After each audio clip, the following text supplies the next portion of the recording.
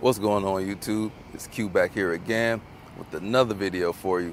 In today's video, I'm here with the 2024 Nissan Z. No fair lady this time. There are no London bridges falling down, but we do have this Japanese rocket right here. So this is the newer iteration. It's gonna still have some old bones from the 370Z, maybe even the 350Z, but this is the newly redesigned for 2023 Nissan Z. Going to see the retro cruise, no pun intended, in the back. So this is like from the 95 or the 1990s Nissan Z in the rear. Still got those huge tire bulges on the side, the fenders coming around to the front. And this performance blue is very striking. Very, very striking car. So how is this new Nissan Z? We're about to find out. And before we do, don't forget to like, comment, subscribe, hit that bell, browse the channel. Let's jump into it.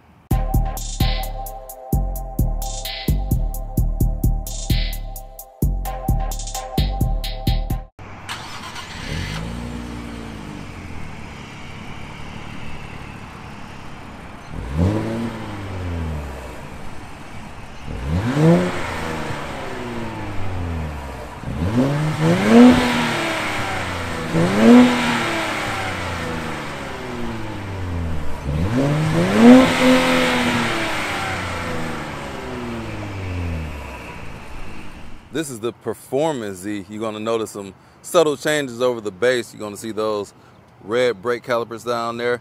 We got more stopping power than we would in the base. We're going to have some updates on the interior, which we'll get to in a minute. But the MSRP is going to be about $52,000. And then this paint job is going to be $1,300. These premium carpet mats, which are so plush, I thought this was something out of a Rolls Royce. Those are going to be $410, and that's going to come with a cargo carpet mat as well, and a first aid kit in case you hurt yourself. I don't know what you're doing to hurt yourself, but be careful, man. Be careful. Then we got the illuminated side plate. That's going to cost $500, bringing the grand total to this Nissan Z to $55,510. This performance trim is going to get the forged raised wheels on here. But let's talk about what's up under the hood. Let's pop it real quick, because it's going to be the same power output you get as the base one. You got to step up to the Nismo if you want added horsepower. Uh-oh, prop rod. Up under the hood, we got Nissan's 3-liter twin-turbo VR series engine. It's going to be kicking out 400 horsepower, 350 pound-feet of torque. And this vehicle is going to be mated to a 6-speed manual. My favorite. Power in the rear wheels. So you already know this is about to be fun. This is a true sports car. And its main rival is going to be a car named the Supra. Let's start in the back and work our way on up to the front. Starting down low, see these 2 exit exhaust pipes down there. Got a very subtle diffuser. And coming on up, how do we open the trunk? I like the little black going across the back between the tail lights, paying homage. So to open the trunk, we're going to put our hand up under the Nissan badge, press a little rubber button. It's going to pop it up a little bit, put your finger up under here, raise it up. We got the struts in the back, and it's quite practical in the rear of here. I was able to can carry my backpack. There go this carpeted mat. Who's doing this carpet in this car, man? This carpet don't, man, ooh, so soft, so plush. You would not think that kind of carpet would be in the Nissan Z. But what we have up under here is a basic floor mat or a cargo area mat. What we got under there? Darkness. What we got up under there? Feel like there's some kind of Looney Tunes thing. We got what would look to be a spare tire, but it looks like there's an amplifier. See Bose on there. And there go our can of NOS. What in the world is this? Conti Mobility Kit. I don't know. If you know what that is, let me know. Because I'm working with one hand. Found another piece of this mobility kit up under here. Looks like to be for the tire inflator. And we have this brace bar coming across the back to keep the car rigid. But let's move on up to the front. Coming on to the doors, I was struggling one day because it's been raining a lot this week. To find this little knob to lock and unlock it was a task with all the water droplets on here. But you just press it, opens, closes, pull the door handle. We're introduced to this blue interior. And the door slams on me. But this blue interior is amazing. This is the way I would spec this car. Probably the blue on blue is the spec that I would get. These seats are, man, fantastic. Very supportive, soft, keeps you in, stylish, and they're just so good looking. So this interior designer put his foot up on this thing. But let me put my feet up in here on this plush carpet. Check the Shoe Gang Damian Lillard florals as I get in here. Head space, gotta watch the head because you're gonna whack that thing. I'm 5'11", and I hit my head coming in. Cannot wear the bun up because this ceiling, I got like 2 inches of room above my head, which is kind of tight in the head room. And it does have like spaces cut out for extra head room, but it doesn't do a whole lot. This door has micro sway with the leather on there. This button switch for the windows feels kind of cheap feeling. So you're gonna see a mixture of nice things and not so nice things as far as the materials. Hard plastic down there, soft touch up here. Our knee pads on the side, nice blue leather, soft. You can rest your leg up on there. Got this old school emergency brake right here. The Magic, the 6-speed manual. I'll get to that in just a moment. But let's turn this thing on and see what we got up in here. Incandescent bulbs. Our traction control off button's going to be to the left of the steering wheel. We got a few gauges up here on the dash. But inside of here is like a old school meets new school. Infotainment system's going to be very bright, vibrant, great screen. I always keep it on CarPlay. So we are going to have some physical buttons. I know everybody loves those. Volume knob, you can navigate around the menus, skip tracks, audio menus, the menu button, map button, camera, back button, functional things. I do feel like the HVAC controls are kind of tucked away, but we do have our fan speed. You can put it on auto if you please. Let me turn that thing on low because it's getting a little roasty out here. Temperature and where you want the air to blow out of. Got a USB-A, USB-C. I said that backwards. We do have auto rev match. I turned that off. So it's like a nice little gated manual button there. And when you press it or hold it for a moment, you will see a little S come next to the gear selector that it had up in neutral. And then if you want to turn it off, you just do the same thing. Just hold it for a minute, turns it off. The button layout in here is going to be a little obscure. So we got the stop start button right here. We do have the heated seats here. Trunk release button there. If the car is locked, like if you pull into a driveway and want to pop the trunk, you're going to have to unlock the door first. You're going to have to come over here because if the car is locked like it is now, you press this, it's not going to pop the trunk. So you got to make sure the car is unlocked. We do have one cup holder. Just kidding, we got two cup holders if you slide the armrest back a little bit. And this tilts up as well. Once you slide it forward, press this button, we can open it up. Felt line, and we do have a DC outlet in there. Got some space to hold your phone while you're driving. Nifty, that thing is deep.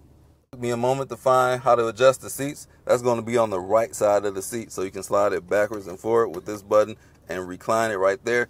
And on the passenger side is over here as well.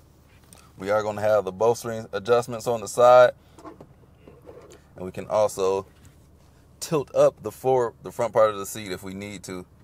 These screens, I did find the infotainment screen to be laggy at times, but it's all good. It gets us to where we need to go. If you just go straight to CarPlay, it's all good. But if you're fumbling around the menus, it takes a little bit of time at times. But the magic, the sauce in here, what's not slow is this digital cluster. I really love this cluster. I think this is one of the best clusters I've ever seen in any car.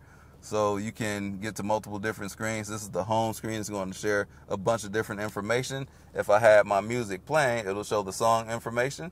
I love my album art. You got Silk playing If You. Y'all don't know about that. So what I don't like on the steering wheel, the buttons. It's kind of hard to tell where the button ends at, especially down here where the skip track is. We got 3 buttons down there. And there's got these little subtle nubs down there. That's how you know which button you're on. But if you're not looking, I always fumble around when I'm trying to skip a track and press this menu button here, which gives us extra options up here on the cluster. And while I'm up here, let me go ahead and go through these menus. You can customize the cluster. Not with that button though. Oops. So I can change the meter. I keep it in enhanced, but I do like normal just a little bit more if we get more traditional gauges up there. Or you can go to a different setting in sport mode, and it's just going to be even more simple. All the information that you need to know for performance driving. The EPA is going to rate this at 18 in the city, 24 on the highway. I've been averaging a great 19, and that's with a lot of idling. So I just be sitting around playing with this car, just seeing what all it can do. The graphics are amazing up here. Tire pressure. We got navigation with the compass, the audio. Y'all do not know about this song. Hey, if you know, you know. And then we got our blind spot monitoring. A lot of settings. I generally do not like the setting controls in the cluster, but this car is awesome with it. Toyota, I always refer to Toyotas. Theirs are poorly implemented in my honest opinion. But on here, if you want to go through the driver assistance, and all that's done with the scroll button on the steering wheel, left and right, press this in to select. We have an easy way, like even the vehicle settings. I normally would like that in the cluster or in the infotainment screen, but it's fine over here because it's easy to read and you can get through it very quickly. Got a back button on here. This is nice. You can customize the display. All of these features are just very easy to get through. And I got my gear selector here, what gear I have it on, but you can change that to what you want: fuel economy, trip, navigation, or just leave it blank. But I like to keep my gear position up there. I don't know, that's just me. I just like doing that. And the best screen to me is the home screen. You can see everything clearly all at once. One thing I did notice about the infotainment screen, you can get glare because this black shiny part on the side of the screen, it will glare at certain times of the day. I noticed it once, but yeah, just something to be aware of. At least we got home link in here. Got a few buttons you can program your garage. You know how that works. Let's spin the block in the 2024 Nissan Z. Thought it was going to be called the 400Z, but just the Z. Gotta watch my head coming in here. On the comparison I did with the Miata, kind of whacked my head and knocked my camera off balance. So gotta be super careful getting in here. So I'm like 5'11", and there's not a lot of headroom in here.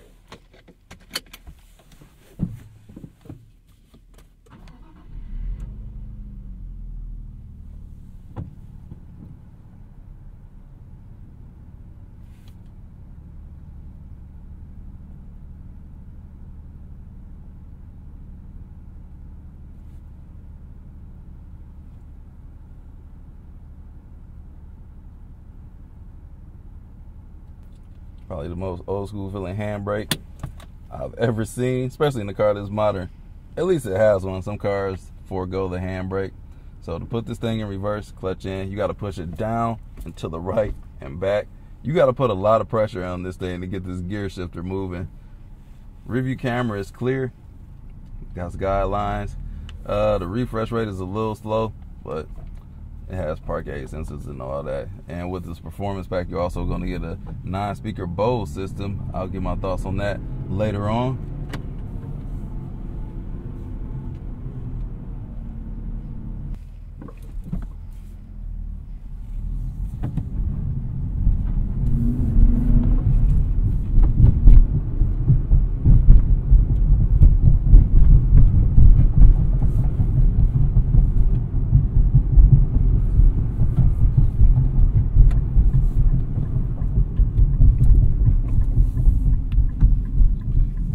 First thing we gonna do is check out this turning radius. With a car this small, it's gotta be good.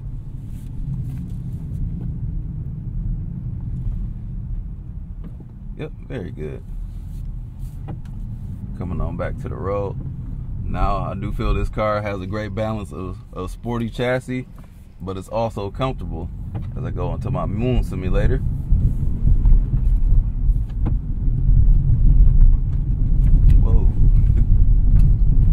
Don't want to mess up the regs on these 19s. Damping is pretty good. Very compliant ride on this car, especially on uneven pavement. Sometimes cars get a little bit squirrely on uneven pavement. This does the job quite alright. Wish there was a little bit more steering feel. It's quite numb. This is just baby curves right here. But steering, I need a little bit more feedback. It has the weight to it, but just the feel of the road, it ain't there.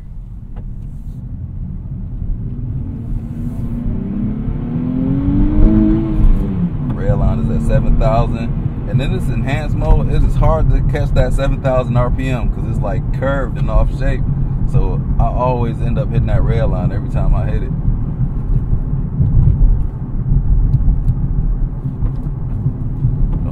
Rev match does its thug dizzle, gets down literally, even in first gear. So is that S sport mode? Do we got an extra throttle feel?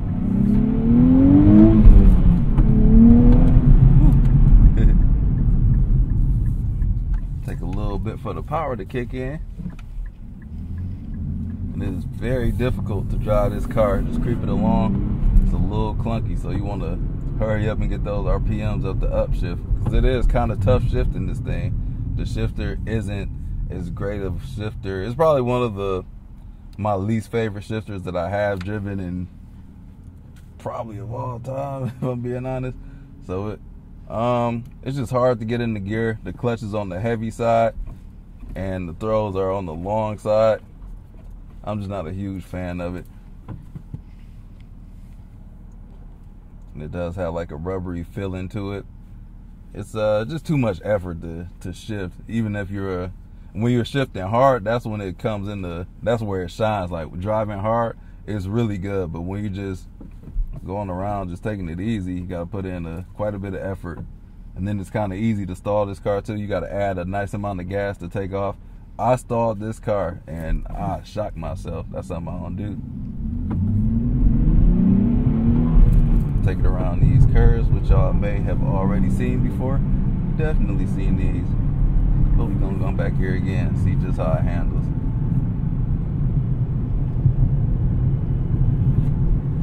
Handles great. I just wish the steering matched the handling of it. This chassis is awesome. And the powertrain is potent. It's got the get up and go. Throttle response is a little bit behind.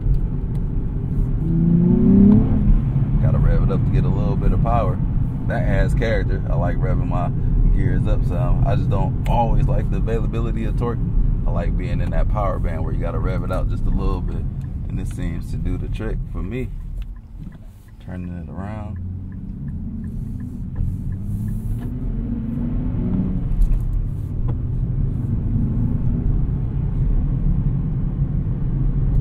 I do like the steering wheel, minus these few buttons. Steering wheel got a good feel to it. Great size, great positioning. And the seats keep you in here. These seats are amazing. I like them a lot. They got a lot of things right, but just the things that the inputs are not my favorite. Maybe a short throw shifter will fix that. The steering feel, I don't know, maybe you got a modification that can do that, but I don't know if it's too much you can do about that, the numbness of it.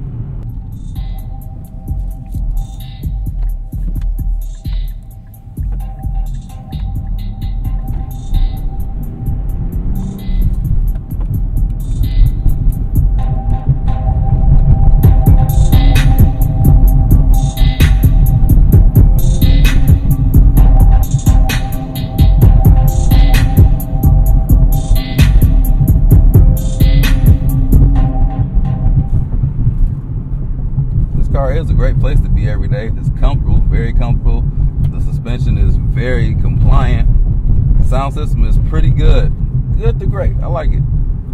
Feel like you can take a long trip on here and be okay. Running red lights. That ain't what's cool, my brother.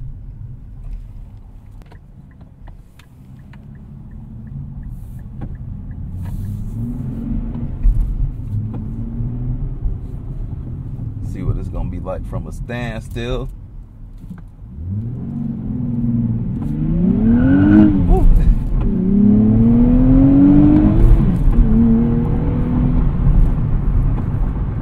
Takes off. Downshift rev match. Get in the power band going on the highway. Really love the handling. Up the speed already, don't even feel like it. Make that dang scream. Seems like it likes to be in the top of the rev range. Oops. But this car is one of those cars, you'll be going faster than what you think you are. Because, oops, slow it down. Test out the cruise control. Like I did say, this is a lovely display. See how clear and huge this phone is? I don't know, man. I really like that a lot. Got adaptive cruise control. You can set it to follow as close or far away as you need to. Let's test it out. So, yep, the car is slowing down for me. Got it set to 77. And that's actually a pretty good distance. I feel like other cars are a lot more conservative with the following distance. This is just right. But let me turn that off. On the highway, it's pretty quiet too. You don't hear a whole lot of road noise. Like they done matured this on the interior of it. Got these nice touches. Still a little bit of old every here and there, but They did a great job modernizing this. And the rest of their lineup, Nissan is making the come up right now, I'll tell you that. Check out this auto rev match. Seamless. As I drive over the line. Allegedly, I don't think I was. Fight me about that. So you might want to leave the auto rev match on, because it's easier to do. I'm pretty sure the more you drive it and get used to it, you'll become used to downshift rev matching yourself. But me, on the other hand, it's a little bit too clunky. I'm not a fan of it at all. I can do it, but I don't know. Like I said, it's clunky. Got some rev up in here too, man. Another moon crater simulation. Gotta call you back.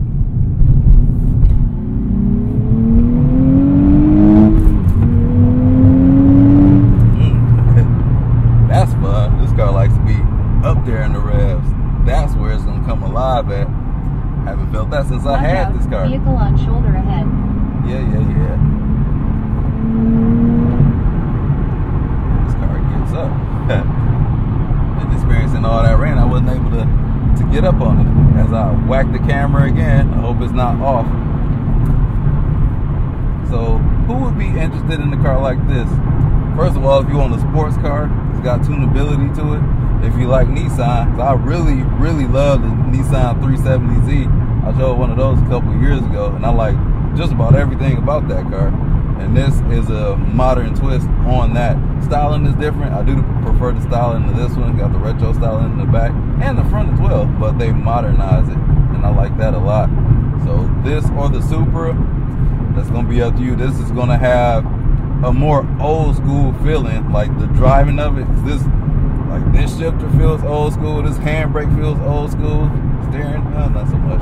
But this is going to have a more area cabin than the Supra. This is going to be more practical. The Supra is tight and small. Like, it is very cramped up in there.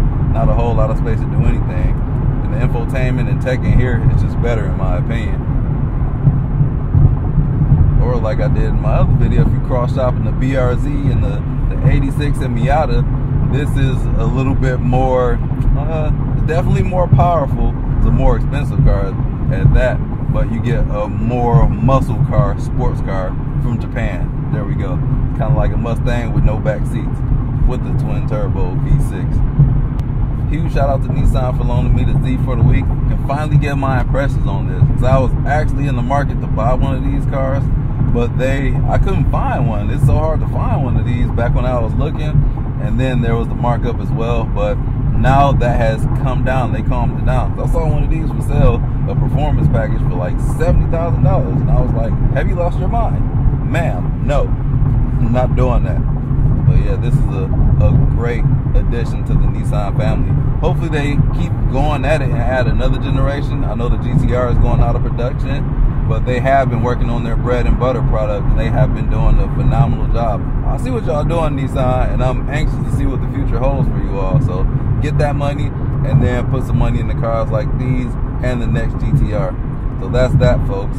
That's all I got to say about the Nissan Z. If you got some questions, hit me up in the comment section, and I'll catch y'all in the next video. Drive safe and peace out.